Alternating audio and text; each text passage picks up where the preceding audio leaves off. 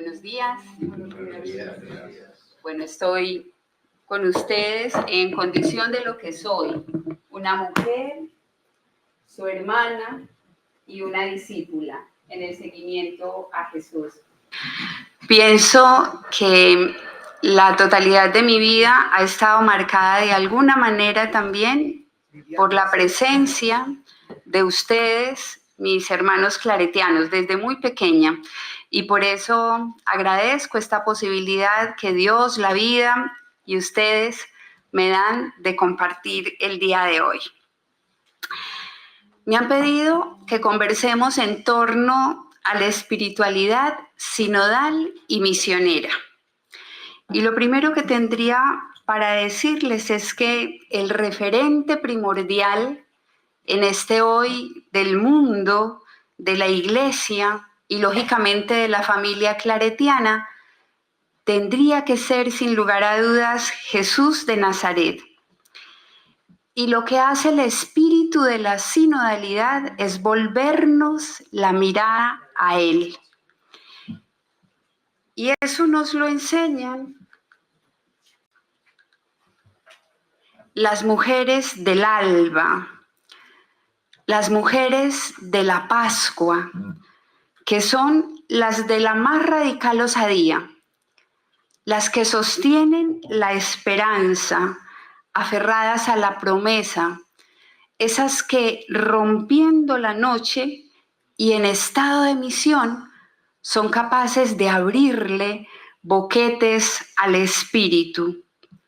Ellas supieron mantener la mirada fija en Él y justo en tiempos de crisis se apasionaron por la vida e hicieron de su existencia, de su anuncio, una fuente de vida que las renovó en la esperanza. En el espíritu de la sinodalidad hay 5 claves fundamentales que son imprescindibles. La primera, el arte de escuchar, para poder prestar oído a las invitaciones que nos hace el Espíritu, aprender a escucharnos recíprocamente como iglesia, como comunidad, como familias carismáticas, en la diversidad de ministerios, en la diversidad de carismas y buscar juntos la voluntad de Dios, porque de eso se trata la vivencia espiritual. Escucha desde la misericordia y al modo de Jesús, quien ungido por el Espíritu lo que hizo fue anunciarle la buena noticia a los pobres. Lucas 4:18. Lo que hizo fue escuchar cómo vivir la plenitud desde esa vocación en una vivencia espiritual que nos conduce a la misericordia. La segunda clave, la mirada contemplativa de la realidad. Para, inspirados por el Espíritu, desde la hondura de la vida, recrear la centralidad de nuestro seguimiento a Jesús y recrear también un renovado compromiso místico, profético, comunional con los empobrecidos y con los excluidos. Caminar en condición de hermanos es un arte que requiere atención a la realidad. Mirar la realidad como la mira Dios, conscientes de que es Él quien nos confía distintos servicios de formación, de economía, ministerios apostólicos, y en todos esos servicios a lo que nos invita es a ofrecer lo mejor de nosotros mismos. Y lo mejor, lo más auténtico, se gesta siempre en la hondura y se madura en dinámica pascual.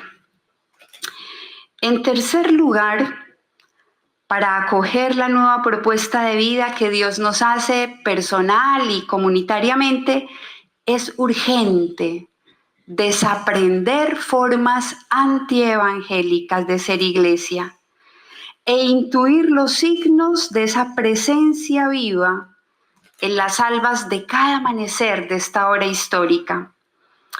De lo que se trata es de aprender e incorporar el modo de Jesús, porque en todo servicio nos debe impulsar la osada misericordia.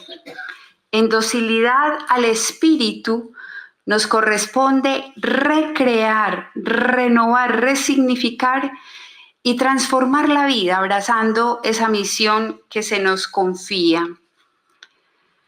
En cuarto lugar, itinerancia existencial y geográfica.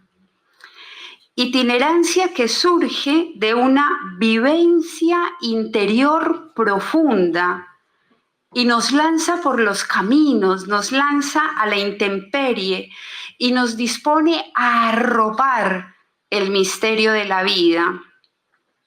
Existir en estado de misión supone caminar, abrir nuevos caminos, levantar ánimos, renovar la confianza, entusiasmar a los hermanos, abrirle horizontes a la esperanza, ayudarnos y ayudarles a otros a crecer en alegría y a vivir con renovado entusiasmo la vocación. Y en quinto lugar, las mujeres del alba también nos enseñan que es muy importante la salida misionera en intercongregacionalidad y en interculturalidad. En el buen servicio misionero no prima tanto la organización y la administración de las estructuras cuanto ayudarnos a renovar la pasión misionera y la certeza de esa llamada que Jesús nos hace. ¿Cuál es el desafío fundamental? Es mantener vivo el carisma.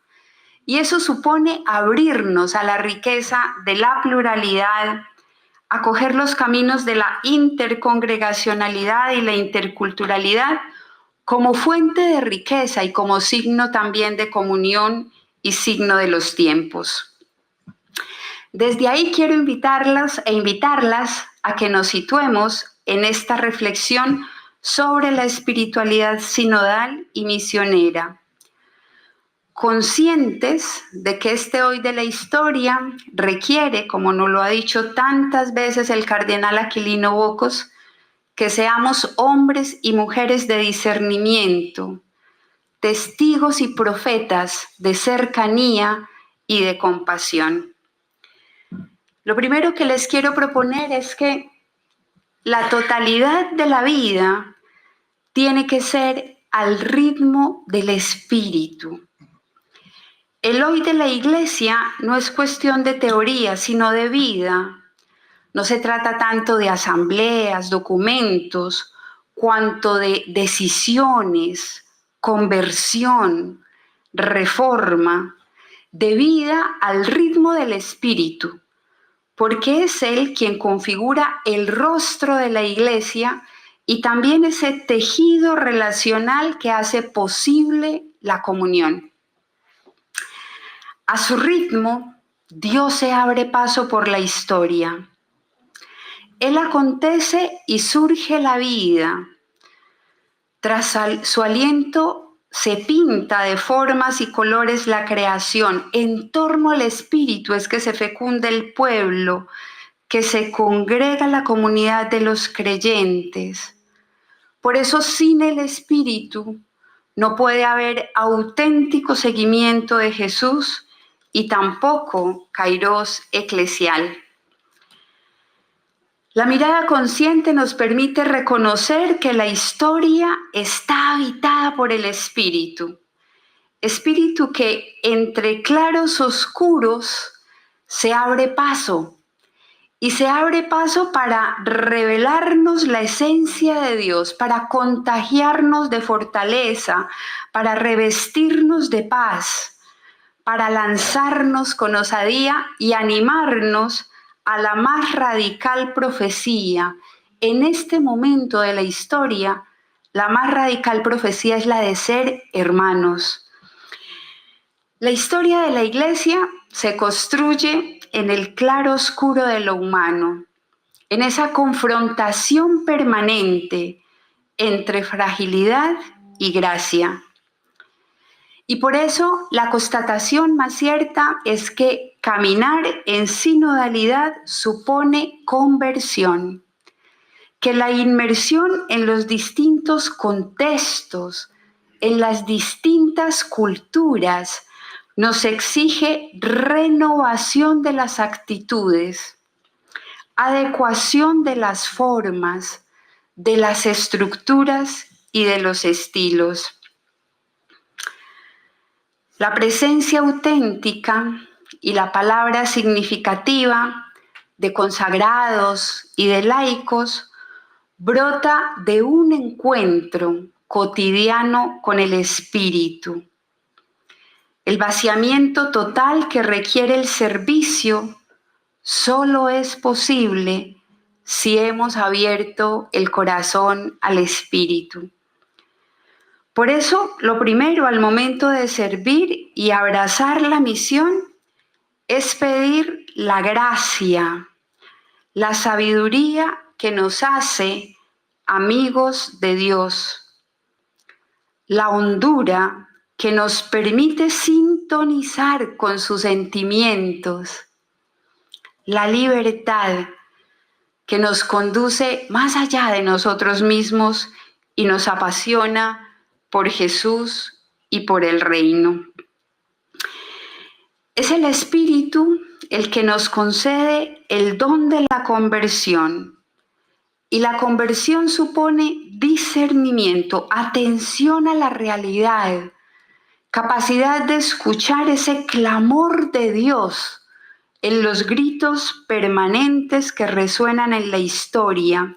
Por eso la experiencia de sabernos habitados por el Espíritu nos lanza más allá de nuestros propios análisis, de nuestras propias reflexiones y supone que nos situemos en contexto, que nos dejemos conmover por la realidad y que reconozcamos que en ella, en la realidad, Dios se manifiesta y actúa. Esa certeza es la que permea la eclesiología del Papa Francisco, que en sintonía con esa formación ignaciana que tiene, da primacía al discernimiento y expresa esto en una cristología desde un matiz claro neumatológico. La acción del Espíritu crea la Iglesia. Él es el origen, es el protagonista de la andadura eclesial, es él quien hace posible la comunidad, quien nos posibilita la experiencia de ser y de sentirnos hermanos, quien configura este rostro multicultural y nos lanza a vivir la comunión. Es el Espíritu quien nos anima a tejer en lo cotidiano el vínculo, la relación, la amistad, el afecto, quien nos impulsa a querernos, a creernos, a cuidarnos. Él nos fortalece y nos anima a la utopía de lo fraterno, precisamente cuando la arcilla quebradiza de nuestra humanidad es toda grieta. El Espíritu no tolera la uniformidad y por eso hace en todo y en todos el milagro de la diversidad, lenguas, sensibilidades, colores, dones, todo diverso y todo llamado a la unidad, todo plural, pero también todo urgido de comunión. Es Él quien va gestando en el interior de la Iglesia conversión, sueños, deseos, horizontes apostólicos, el que nos conduce a salir, a no acomodarnos, a no paralizarnos ante eso que no conocemos o que no podemos planear o controlar. El impulso del Espíritu nos lanza más allá de la propia geografía, a la frontera, donde habita el más pobre, el migrante, el más enfermo. Y a lo que nos está invitando en este momento de la historia es a esto: sean uno, una espiritualidad para ser uno. En este hoy de la Iglesia estamos tentados de polarización, de división. Hay quienes pretenden fragmentar la unidad. Por eso, hoy más que nunca, nuestra misión debe llevarnos a ser guardianes de la unidad. La unidad es un atributo que configura la identidad, que conserva la esencia, que asegura la armonía, que favorece pasar la prueba del tiempo. Donde hay unidad se constata sintonía, comunión en los valores, en los criterios, y por eso la unidad no excluye la diferencia, sino que justamente precisa de la diversidad y tiene como un irrenunciable la experiencia dialógica que resulta del encuentro, de la comunicación y del vínculo. La unidad exige relación y el cara a cara de la gratuidad. La unidad se construye y en ella hay lugar para la vulnerabilidad, para la fragilidad, para el límite. Y por eso supone un ejercicio permanente, el ejercicio de la reconciliación, del perdón, y nos exige desacomodarnos, aprender. En el espíritu de la sinodalidad vamos aprendiendo que la unidad no es posible ahí donde hay espirales de soberbia, de poder anquilosados, y mucho menos donde no existe flexibilidad, donde no hay apertura al espíritu. La unidad es fruto de la acción del espíritu y nos exige vivir lo que nos propuso el Papa Francisco en su carta con motivo del Año de la Vida Consagrada: la mística del encuentro, esa capacidad de escuchar a las demás personas, de buscar juntos el camino, el método, toda imagen de la Trinidad como modelo de toda auténtica relación que rompe con la homologación. En lo más auténtico del encuentro no se eliminan las identidades personales. Cada uno llega al escenario de la relación con lo que es, con su historia, sus sensibilidades, permeado por una realidad y moldeado por una sumatoria de saberes, de experiencias vitales. La marca de la propia identidad hacia cada persona portadora de un don, de un carisma, de un estilo concreto, único y diferente. Este hoy de la Iglesia nos recuerda que la misión más importante de los creyentes es trabajar por la comunión carismática, en esa acogida de diversas ministerialidades y lógicamente en clave de esperanza. El desafío hoy es implicarnos corresponsablemente en la misión con la conciencia de que cada uno, sacerdotes, hermanos, laicos, somos un don y un don que enriquece al cuerpo apostólico. Quienes nos sentimos convocados a la plenitud de la vivencia cristiana, debemos caminar inspirados por el estilo trinitario. La Trinidad es comunidad de amor, ante la cual no caben las relaciones utilitaristas, mediatizadas por el miedo, provistas de intereses mezquinos. Ella encarna en sí misma un estilo relacional ya de suyo circular, complementario y vital, como se evidencia en esa icónica imagen pintada por Rublev. Sin embargo, como lo expresa el Hoy Bueno, no solo la Trinidad es el misterio del que brota todo amor verdadero, sino que es la base y el fundamento de la relacionalidad que caracteriza todo lo que existe, pues toda criatura lleva en sí misma una estructura y un dinamismo propiamente trinitario y está inserto en una trama de relaciones.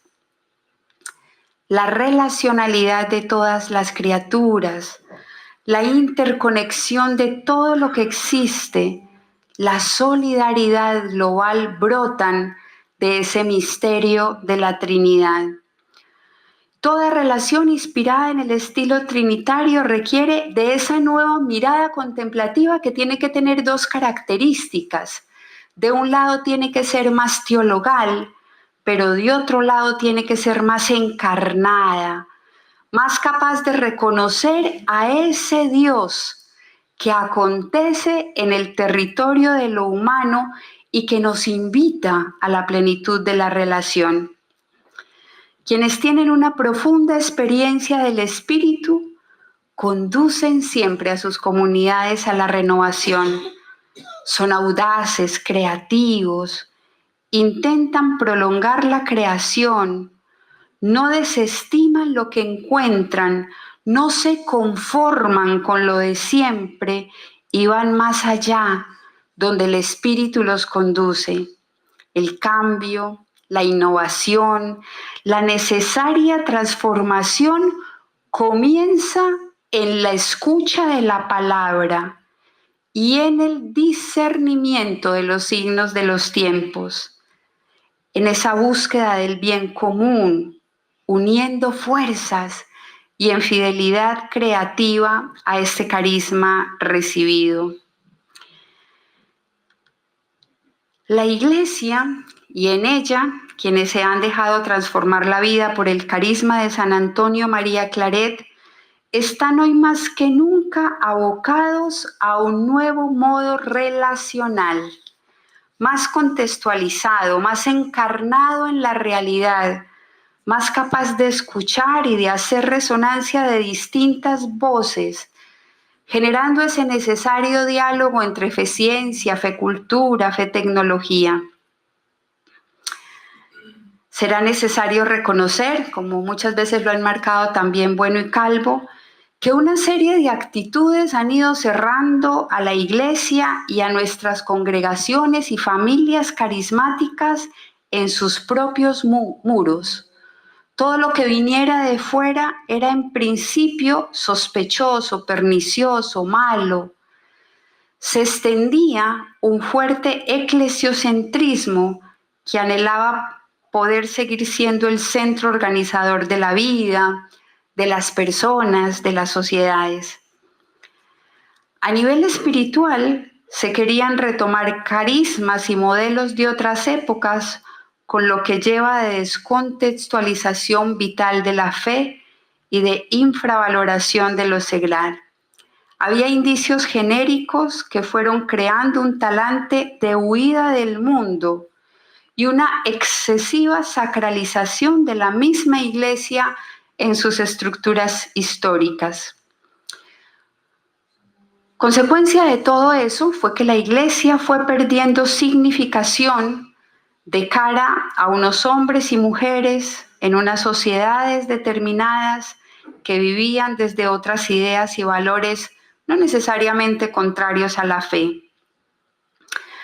Poner la mirada en la Trinidad como paradigma y expresión de toda auténtica relación será clave a la hora de liberar a la Iglesia de actitudes obsoletas, anquilosadas, autorreferenciales, al momento de ensancharnos en la vivencia de un amor que nos trasciende y que supone cultivar la relación.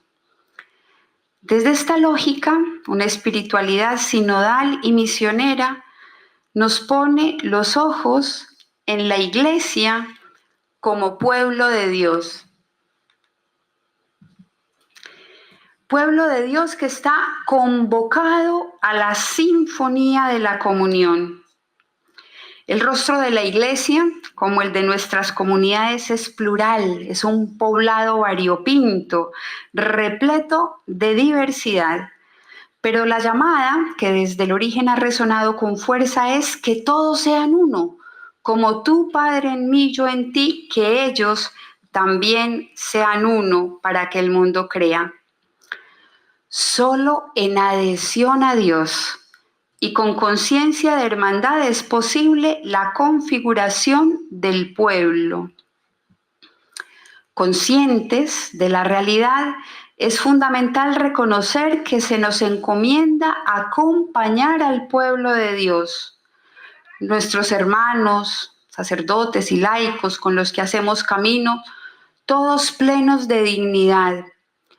Por eso, nuestra aproximación a todas las personas debe ser sensible, cuidadosa, acompañante.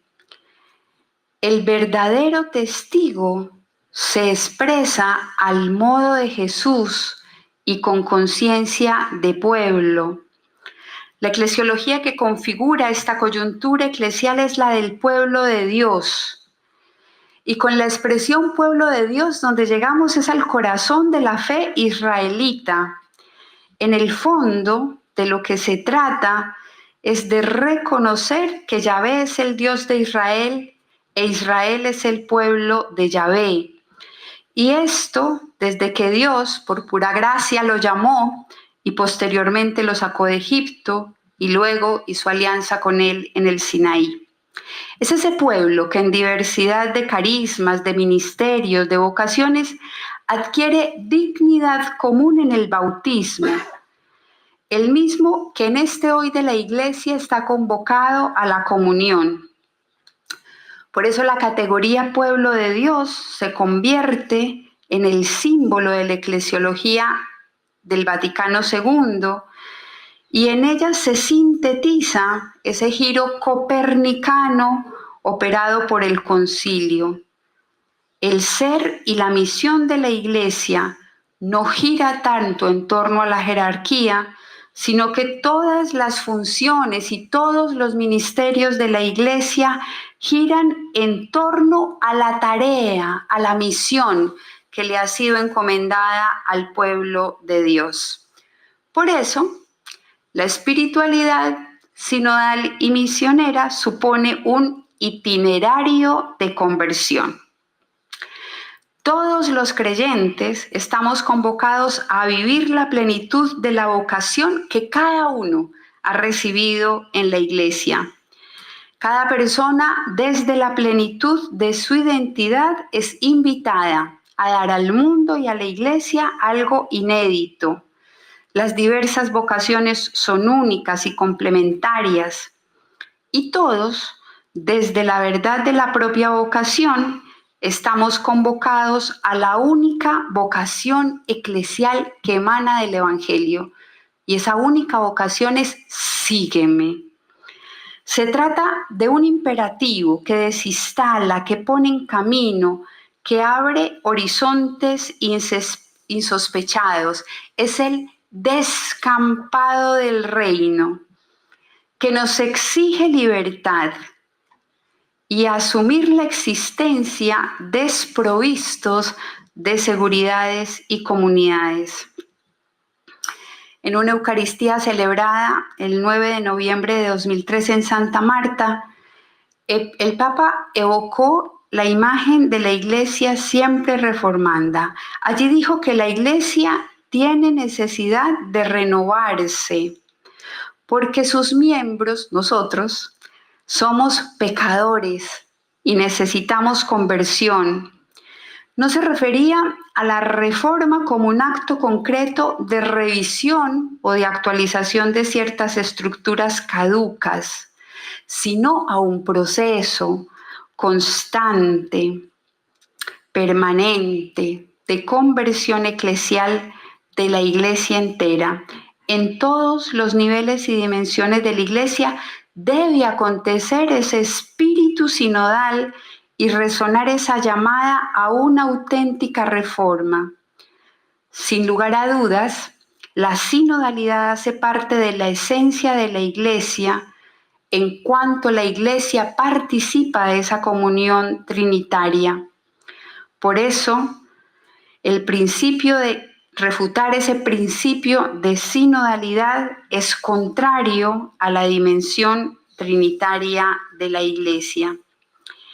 La gran tarea que tenemos es ayudar a construir el nosotros eclesial, y eso requiere conversión. Nuestro servicio lo asumimos conscientes de nuestra pertenencia a la Iglesia. Sabemos que poseemos un don reconocido por los siglos y expresado como capacidad para vivir con identidad mística, profética, misionera, los valores fundamentales del Evangelio.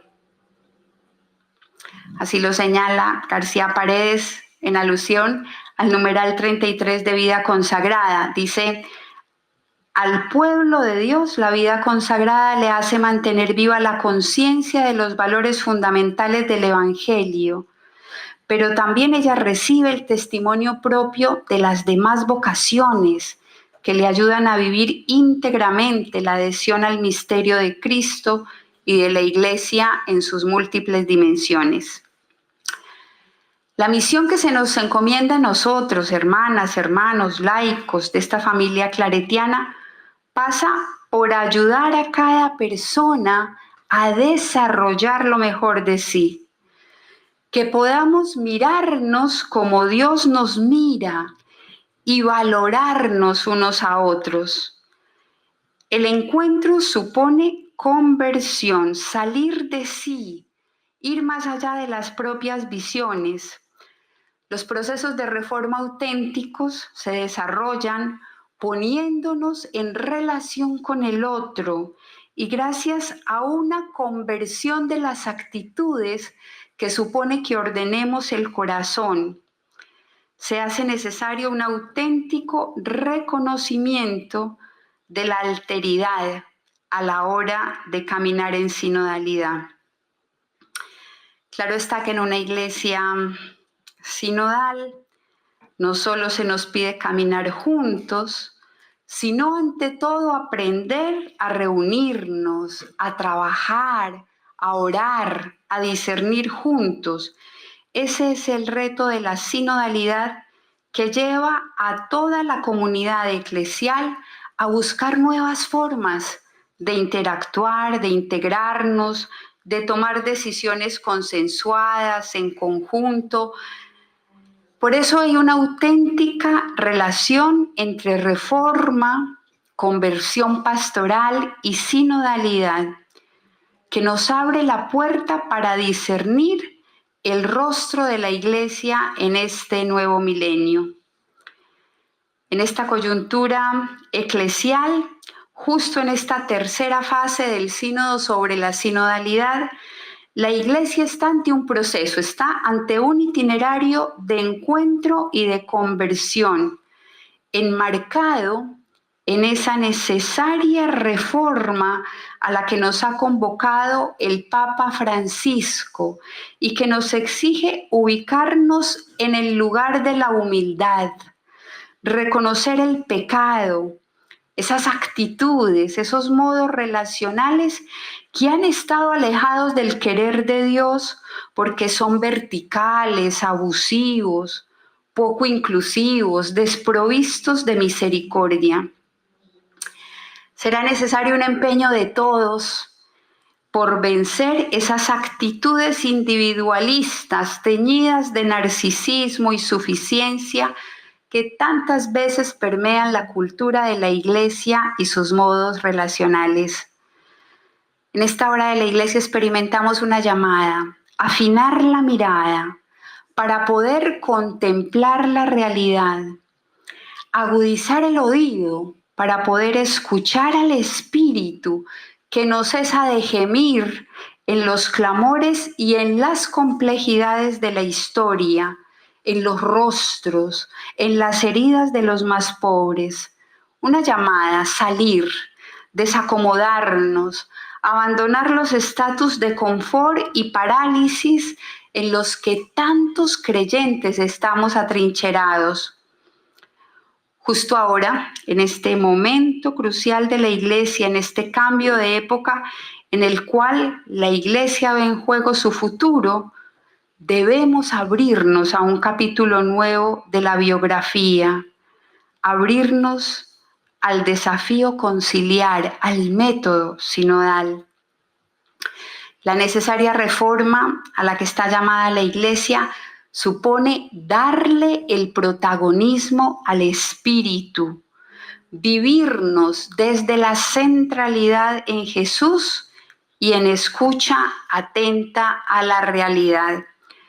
Lo que urge es una conversión pastoral que brote de una profunda espiritualidad. Será necesario repensar y proyectar una pastoral en clave misionera en esta Iglesia que pasa del paradigma de la sanación del alma al de la evangelización y la misión. Esta es la transición de una Iglesia de servicios a una Iglesia al servicio del mundo y de las necesidades concretas de cada hombre y cada mujer. Esta andadura sinodal supone conversión. A la Iglesia le corresponde ser esa narrativa creíble de lo que la sociedad espera leer en ella. Y eso, de cara al servicio, a la misión, pasa por generar esa necesaria dinámica de relación, de encuentro en reciprocidad. Se trata de hacer posible el nosotros eclesial. Todos estamos insertos en esta peregrinación sinodal, convencidos de la necesidad de la reforma.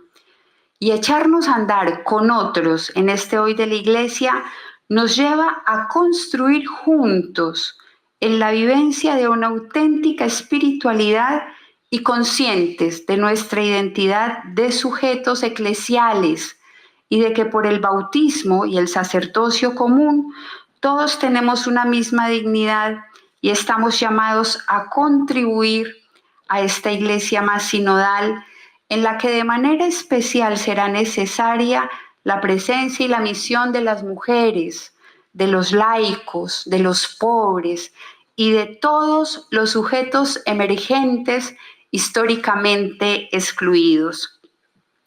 Se trata de adentrarnos en un proceso de conversión, de reforma, de reflexión y discernimiento que tiene un objetivo: volver a la Iglesia y a nuestras congregaciones cada día más fieles, disponibles, ágiles, transparentes, para poder anunciar esa alegría del Evangelio. Los desafíos están para ser superados, debemos ser realistas, pero sin perder la alegría, la audacia, la entrega esperanzada. No nos dejemos robar la esperanza misionera, nos ha dicho muchas veces el Papa Francisco. La Iglesia, consciente de su identidad de discípula misionera, está invitada a un desborde místico, que la conduzca a peregrinar al interior sin tregua y al exterior sin excusa, que la movilice, que la lance, que la ponga en camino. Y abrazando esa realidad de laicos y consagrados en este hoy de la Iglesia, lo que nos hace bien es movernos al ritmo del Espíritu. La espiritualidad, esta espiritualidad nuestra, encarnada y misionera, nos tiene que conducir al movimiento. Y por eso yo quiero proponerles 10 movimientos. El primer movimiento: permitir que cada uno y al ritmo del Espíritu aporte su don. Eso nos conduce a priorizar el discernimiento como escenario del Espíritu, a querer situarnos en atención a las mociones que el Espíritu suscita Y para eso lo que será necesario es buscar el querer de Dios, esas bitácoras que actualizan el compromiso y que lo hacen pertinente, significativo. Ayudar a cada uno a que se sitúe desde su propia vocación con conciencia del don recibido y sopesando lo que significa su identidad carismática en la construcción del tejido eclesial. Fruto de lo que suscita este movimiento, este camino, surge la llamada al compromiso corresponsable en la evangelización y el desarrollo humano integral. Y en ese sentido, la experiencia de corresponsabilidad de hombres y mujeres en los procesos de edificación del nosotros eclesial. No podemos sustraernos a la pregunta sobre posibles formas de participación de las mujeres en la custodia de la apostolicidad del anuncio que hace la Iglesia, al servicio de la promoción y de la garantía de la unidad eclesial, a la palabra pública del anuncio del Evangelio. La Iglesia también tiene rostro de mujer, nuestras asambleas, nuestros grupos, las celebraciones litúrgicas, los ministerios apostólicos, la calidad de la reflexión y la calidez de la entrega de la Iglesia se teje tantas y tan mayoritariamente en el vientre de las mujeres. Por eso es un don que en este encuentro de ustedes haya tantas mujeres. Tantas porque son muy valiosas, yo las he ido conociendo y son muy valiosas, no tantas en número, ojalá después haya más. En este movimiento será importante ayudar a que todas las personas que acompañamos, conscientes de la riqueza de su vocación, puedan participar activamente en todos los escenarios locales, regionales, universales, en los que se discierne lo que el Espíritu espera de la Iglesia y de la familia claretiana. Que la misión asumida corresponsablemente nos ayude a desentrañar la belleza y la posibilidad de cada persona.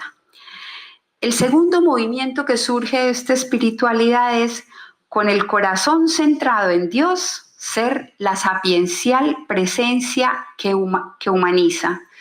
Lo que centra y lo que unifica la vida es la relación personal con Dios.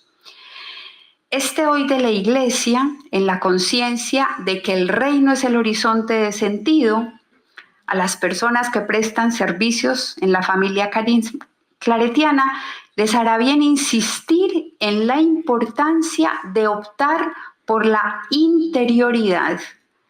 La interioridad como el fundamento que nos repuebla de razones para existir. Hoy más que nunca no será posible quedarnos en formas, en apariencias. Lo importante es ir al fondo, a lo profundo, situarnos en modo trascendencia y desde la mirada contemplativa, con la conciencia de que la superficie no nos permite ahondar en lo radicalmente vital y significativo. La llamada es a situarnos ante la realidad al modo de Jesús, y eso supone conocimiento interno de su persona, capacidad de hacer resonancia en lo cotidiano de la palabra, disposición a configurarnos con Él en ese deseo de hacer propio su proyecto. Hay que reconocer que la vida es consecuencia de la fe que se tiene y que hace que cada uno sea el sujeto que es. El movimiento 3. Ser en autenticidad para ser con otros y permitir que fluya en libertad la gracia. El espíritu sinodal nos plantea el desafío de hacer que la comunión sea el modo natural de establecer la relación. Se trata de purificar las relaciones, de situarnos desde la horizontalidad en la que todos caben y la voz de todos resuena con capacidad de abrir caminos y posibilidades. Esto nos desafía a fortalecer prácticas que sean creativas de encuentro, a optar por lo comunitario como ese tejido virtual que nos articula y desde el cual nos surge generar vínculos de hospitalidad y de ternura. El movimiento 4. Ensanchar el corazón hasta que haya lugar para todos. Una iglesia, una congregación, una familia carismática que se reconoce como casa de acogida con rostro samaritano, está invitada a optar por la bondadosa cercanía como el abrigo ético que dignifica, por el acompañamiento desde la conciencia de ser convocados al encuentro con la realidad, con el otro. Y eso supone reciprocidad, eso supone receptividad, hospitalidad. Entender desde lo más profundo que este es un tiempo privilegiado para el encuentro, en el que las decisiones éticas responsables y respetuosas de la dignidad humana brotan de esa necesaria cultura del cuidado en la que se privilegia la relación desde esa certeza de la sacralidad de lo creado. Y en este sentido, en clave de espiritualidad sinodal, será necesario que en los espacios de misión se renueve la opción por la casa común como lugar de la manifestación de Dios. La tierra, las culturas y los más pobres claman. El cuidado de la casa común no da tregua. Esta es una opción en la que no caben las excusas. A todos nos compete empeñarnos en esta tarea desde la conciencia de la interrelación y la sacralidad de lo creado. El movimiento 5. Que el servicio sea desde la palabra que da sentido, vertebra y abre horizontes de renovación y compromiso. La palabra de Dios es el alimento indispensable en todos los procesos sinodales. Hacer lectura de fe, lectura encarnada, liberadora, iluminar cada acontecimiento, la totalidad de los procesos y la gratuidad de cada encuentro con la palabra es un imperativo. Todos convocados a confluir en ese lenguaje común que hermana y configura, esa palabra con mayúscula, la que hecha carne habitó entre los seres humanos. El desafío será permitir que esa palabra, esa buena noticia, resuene con la capacidad que tiene de sanar, de liberar, de dignificar, de levantar, que en torno a ella se actualice y se celebre la comunión. Y también será necesario permitir que acontezca en sencillez, verdad y libertad la palabra, la narración humana como antídoto para la sanación, la palabra como expresión de la vivencia, como terapia que sana, que reconcilia, que devuelve el sentido. Permitir que se narre la historia, el relato que da cuenta de la posición, el sentimiento y los criterios de todos, desde esa profunda convicción de que la corresponsabilidad y la sinodalidad serán como las dos facetas de la vida eclesial. Esto implica que escuchemos a todos para discernir lo que el Espíritu le dice a las iglesias. Pronunciar eso que, como fruto del encuentro con Dios, está resonando con capacidad para fecundar y abrir caminos de novedad y de futuro. El movimiento 6. La misión contribuye a la transformación. La presencia es el lugar de la gracia. Estar es la condición para la epifanía, para la contemplación de la manifestación de Dios. La presencia afectiva y efectiva hace que las personas y los lugares se constituyan en sagrados, en escenarios teológicos. La gracia habita justo ahí, en el lugar de la presencia. Por eso los nuevos caminos para la Iglesia suponen asumir el talante kenótico de Dios, que en Jesucristo asume la humanidad para conducir toda la creación a la plenitud de la vida en comunión con Dios Padre, Hijo y Espíritu Santo. La kenosis es la raíz de todo proceso de inculturación de la fe, y ello supone salir desde una apertura fundamental que permita acoger la realidad en toda su diversidad y complejidad sin querer imponer nada, adentrarse en los territorios, acoger las culturas, inculturarse, debe ser el modo en que la Iglesia se disponga para el diálogo. Movimiento 7.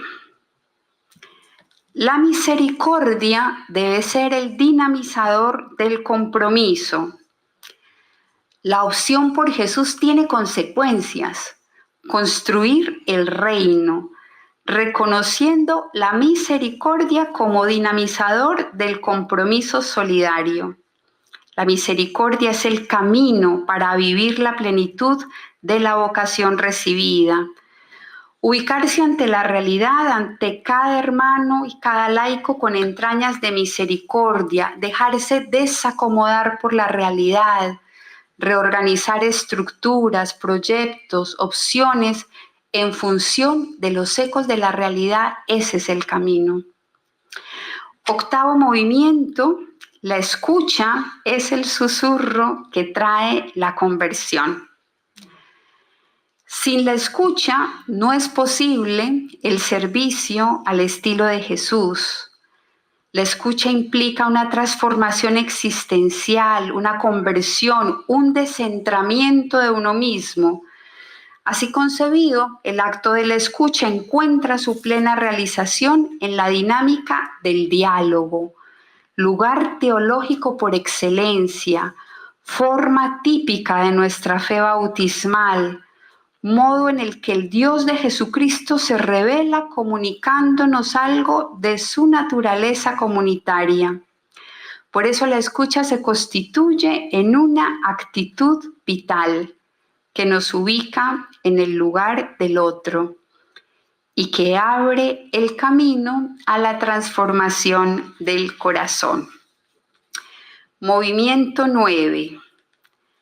La llamada es a la mística del encuentro, que requiere favorecer información, participación, diálogo en corresponsabilidad, que se fortalezcan las redes para sostenerse y acompañarse en la vivencia de lo común.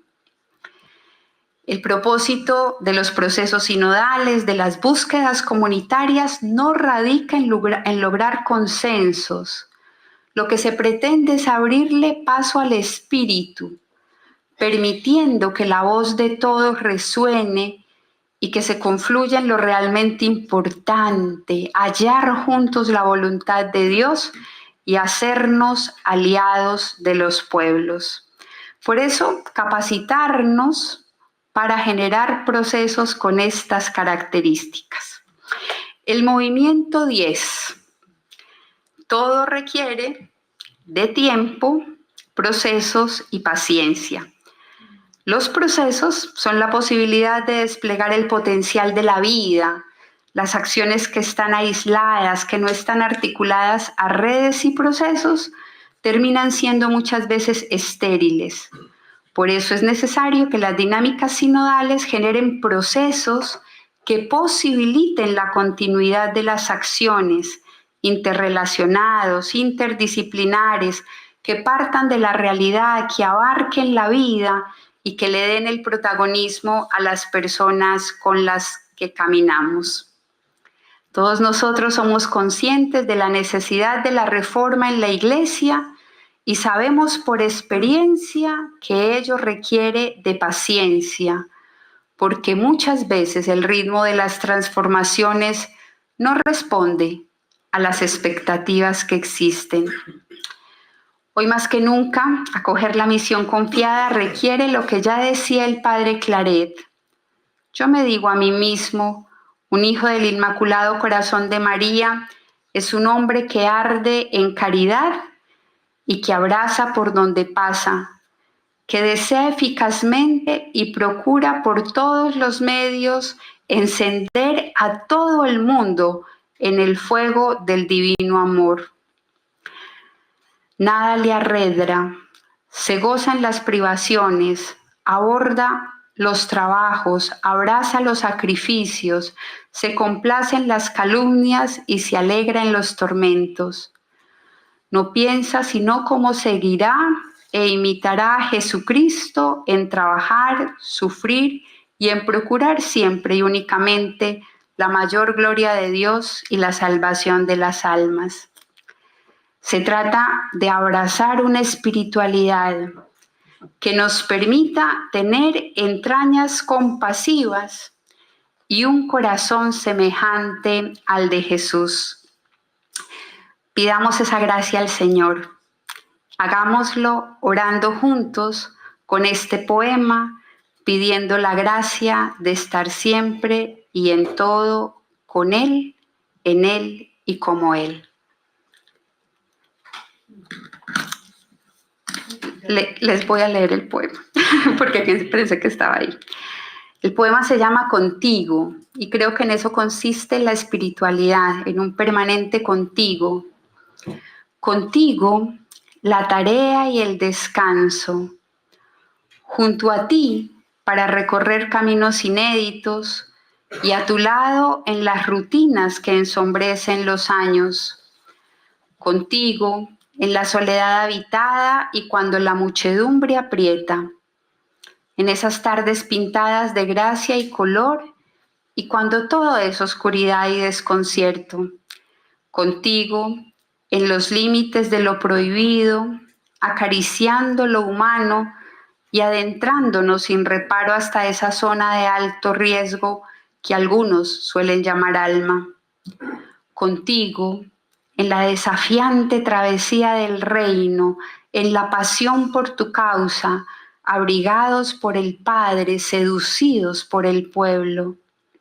Contigo, porque no cesas de llamarnos y el eco de tu voz se empeña en convocarnos a tu lado, muy cerca de ti, sumergidos en lo profundo. Contigo, para que todo adquiera sentido y existir sea perderse en un amor que desborda. Gloria al Padre, al Hijo y al Espíritu Santo.